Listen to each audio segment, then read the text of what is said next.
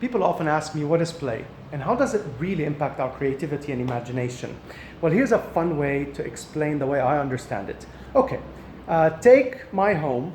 Don't take my home, actually, it's my home, but I love it. Welcome to my home. Take my home. I'm going to consider my home as my subjective reality. That was a lame joke, by the way. Let's consider my home as my subjective reality, that which exists in my fantasy. And let's look outside the window for a minute and consider that this is the objective reality. This is the real world.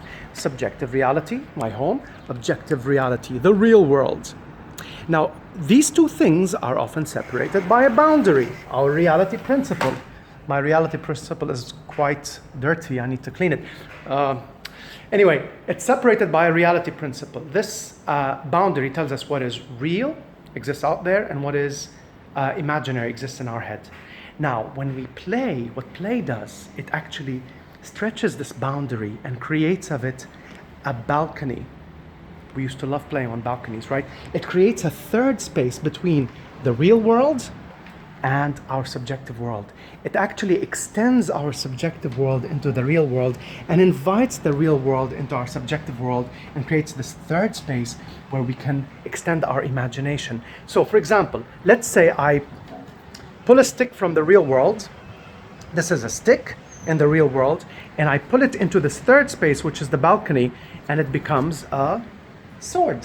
So when we see a child playing with a stick, they're imagining a sword. It's both a stick and a sword. It's not just imagination, and it's not just a concrete object. It's both. So what play does, it creates this balcony where we can actually play and extend our imagination into the real world and invite the real world into our imagination and be able to play with ideas. You might ask, what does this have to do with, let's say, our adult life? Well, basically, the next time you're walking into a meeting or a classroom, or you're trying to solve a concrete problem in the real world, sometimes if we consider that reality is fixed and concluded, we don't use our imagination to solve problems. But if we play with ideas and we invite reality into our imagination and extend our imagination into reality by playing with ideas, by using stories, by using art, by using movement, by using so many different forms of play, we might see a possibility where otherwise we didn't see it.